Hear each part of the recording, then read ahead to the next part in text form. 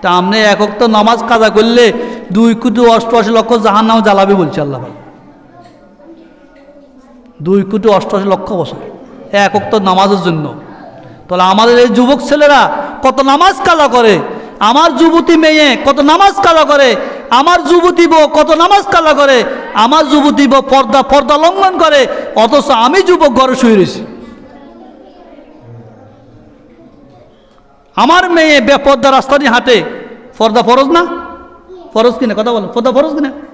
ফরজ। নামাজ যেরকম ফরজ, পর্দাও ফরজ।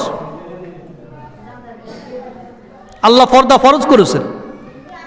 আল্লাহ নবী মুহাম্মদ রাসূলুল্লাহ সাল্লাল্লাহু আলাইহি ওয়াসাল্লামের কন্যা ফাতেমা জোহরা রাদিয়াল্লাহু তাআলা আনহার ইন্তেকাল রাতের গোপনে, রাতের গভীরে তাকে কবর দেওয়া হয়েছে।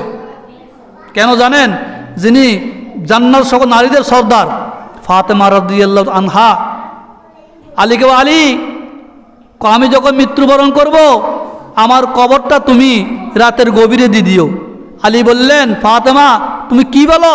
তুমি সাইয়্যিদুশ শুহাদা, মানে ওই যে হাসান হোসাইনের মা বিশ্বনবী মুহাম্মদ রাসূলুল্লাহ সাল্লাল্লাহু আলাইহি ওয়াসাল্লামের মেয়ে, আর তোমার জন্য সমগ্র পৃথিবী তাকায় রয়েছে।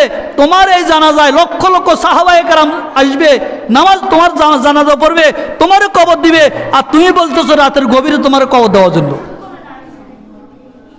ফাতেমা কি বলছে? আলী শোনো, আমি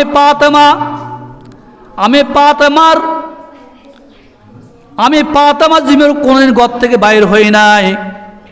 আমি ফাতেমাকে দুনিয়ার কোনো মানুষ দেখে নাই, এমনকি শুধু আলী, আমার স্বামী আলী, আমার সন্তান হাসান হোসাইন, আমার বাবা মুহাম্মদ রাসূলুল্লাহ সাল্লাল্লাহু আলাইহি ওয়াসাল্লাম, এই 4-5 জন লোক ছাড়া আমি ফাতেমা রাদিয়াল্লাহু তাআলা আনহাকে জীবনে কেউ দেখে নাই। ওরে আলী শোনো, আমার মৃত্যুর পরে আমাকে কাফন দাফন করবা, কাফন দাফন করার পরে কবরে দেওয়ার জন্য নিবা, সেইখানে লক্ষ লক্ষ মানুষ একত্রিত হবে, লাখ লাখ সাহাবা একত্রিত হবে। আমি ফাতেমার চেহারা দেখবে না, ঠিক আছে, আমি ফাতেমার কাফন দেখবে। ওরে আলী শুনো, আমি ফাতেমার লম্বা কতটুক, মোটা কতটুক, এইগুলা তো তারা ফলো করবে।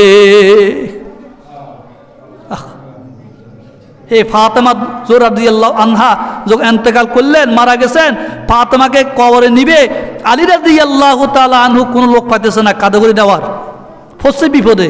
ফাতেমা তো ওসিয়ত করে গেছে, হাসান হোসেন ছোট্ট, আল্লাহ স্পেশাল পাবে, গায়বীভাবে আল্লাহ পাক একজন সাহাবীকে পাঠাইছেন, আবু যর গফারি রাদিয়াল্লাহু তাআলা আনহু।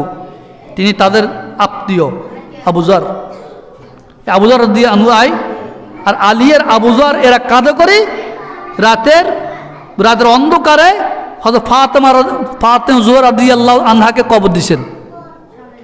তাহলে পর্দার গুরুত্ব কত বেশি। আমাদের মা বোনদের পর্দা আছে? আপনি কি চিন্তা করেন শুধু আলেমের ভাত খাওয়াইলে আপনি বাঁচে যাবেন?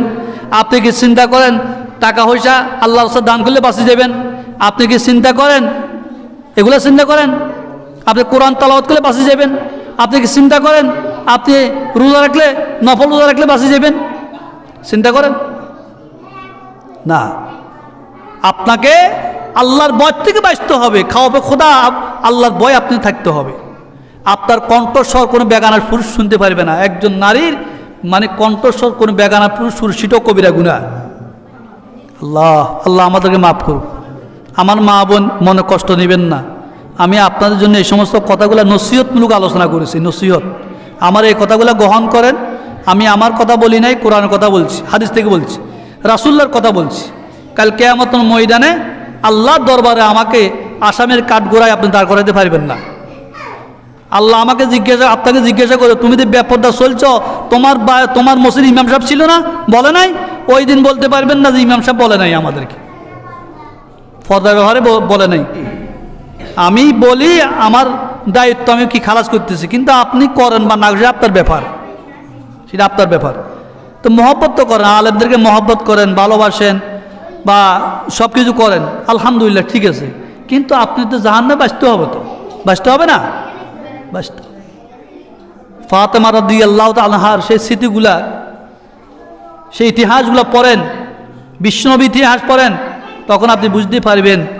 আল্লাহু আকবার। কোরআন তাফসির আছে, তাফসির পড়েন, আস্তে আস্তে ঘরে বসে বসে পড়বেন, পড়লে বুঝতে পারবেন।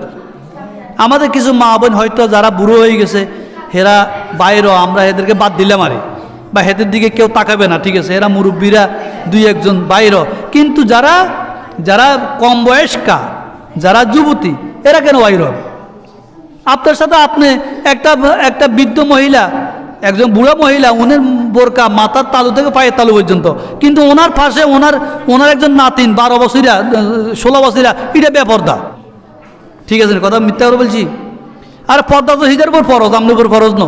আপনি বুড়ো হয়ে গেছেন, আপনার দিকে তাকাইতে না, কিন্তু আপনার নাতিনের দিকে, আপনার মেয়ের দিকে তো তাকাইবে না। ইসলাম প্রতিষ্ঠা হইতে হবে 16 আনা। ইসলাম একে দোকাবাজের ইসলাম না, দোকাবাজ ইসলাম আমরা চাই না, চাইনি, দোকাবাজ ইসলাম আমরা চাই না। যে ইসলাম আপনাকে পর্দা করাতে পারবে না, ওই ইসলামের কোনো প্রয়োজন নাই। যে ইসলাম আপনাকে জাহান্নাম থেকে বাঁচাতে পারবে না, সেই ইসলামের কোনো প্রয়োজন আছে নি?